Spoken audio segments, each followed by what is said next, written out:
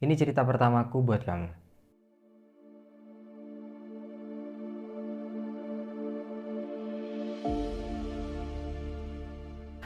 Halo semuanya, ini media untuk aku curhat ke kamu ya.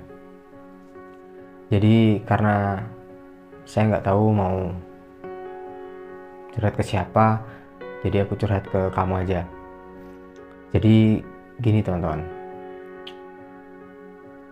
saya mau nikah, tapi sebelum itu saya harus prepare, bukan hanya tentang ekonomi ya. Saya harus prepare gimana sih kehidupan setelah menikah, bagaimana kehidupan ketika mau menikah, ketika mau menghalalkan seseorang, bagaimana caranya agar pernikahan itu langgeng. Jadi saya curhat ke teman saya. Teman saya itu sudah menikah sekitar 15 sampai 13 tahun lah.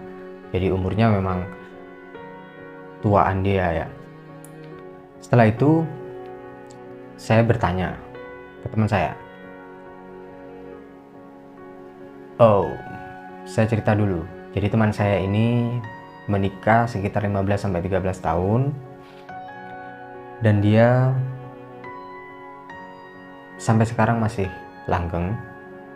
Tapi dalam kurun waktu pernikahan dia yang ke-7 atau ke-9 tahun, 7 atau 9 tahun, saya lupa tepatnya itu, antara 7 tahun sampai 9 tahun itu, di pertengahan pernikahan itu ada masalah yang sangat besar menurut saya ya.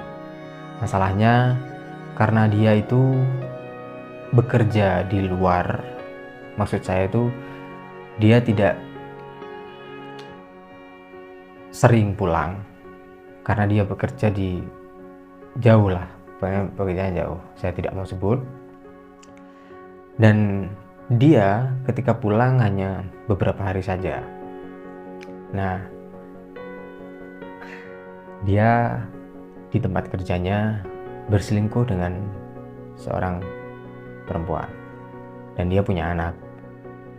Nah, kan tetapi perselingkuhan tersebut sudah selesai masalahnya sekarang. Yang perempuan sudah meninggal, istri kedua dari teman saya itu sudah meninggal, dan dia bingung karena anaknya mau sama siapa. Jadi alkisah anaknya dibawa dia pulang ke rumahnya. Pasti seisi rumah kaget karena dia mempunyai 3 orang anak di istri yang pertamanya, dan dia tidak bilang kalau menikah lagi. Setelah itu semua rumah kaget. Baiknya istri pertamanya memaafkan dia dan mau merawat anak dari hasil dia berhubungan dengan istri keduanya, dan sekarang keluarga mereka bahagia. Nah, saya bertanyalah pada teman saya ini yang latar belakangnya yang sudah saya ceritakan tersebut. Saya bertanya, saya mau menikah, kasih dong wejangan atau pakemnya setelah menikah itu apa. Lalu dia menjelaskan dari pengalamannya. Dia bilang kalau jangan sampai jadi orang yang merugi, karena dia sudah mengkhianati orang yang mencintainya, yaitu istrinya yang pertama. Dia berkhianat, dia dimaafkan. Dia dimaafkan oleh istrinya, dia juga dimaafkan oleh anak-anaknya. Tapi rasa penyesalan tidak akan pernah hilang di hati.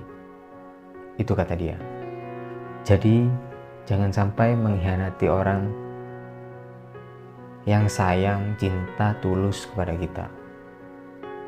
Itu aja, kata dia seperti itu. Lalu saya berpikir bahwa Lalu bagaimana ketika kita sudah berkhianat? Ketika kita sudah hilaf atau apalah itu bahasanya, seperti kamu sekarang. Dia bilang, kamu tidak akan bisa memaafkan dirimu sendiri, walaupun orang di lingkungan kamu sudah memaafkanmu. Itu seperti aib yang sudah kebuka keluar. Oke, aku mulai mengerti di situ. Lalu aku bercerita lagi ke beberapa orang, ke teman saya yang belum menikah. Saya bertanya, kasih ya pengalaman lah, karena dia kan belum menikah. Terus dia bilang kalau jangan takut ketika ada cobaan pada saat awal-awal mau hari H. Jadi ketika kita mulai mendekati hari H, ijab kabul atau hari pernikahan kita, pasti banyak cobaan. Pasti banyak cobaan dari pengalaman dia. Jangan takut, jangan mundur. Apapun cobaannya, kalau itu tidak melanggar norma agama, tidak melanggar norma sosial, itu hanya gosip. Kalau memang kamu tulus dan berniat untuk menikahi, lanjutkan. Begitu. Nah, ternyata memang ketika aku mau menikah, memang jauh dari hari H sudah mulai keluar gitu masalah-masalahnya. Ternyata memang itu ujian.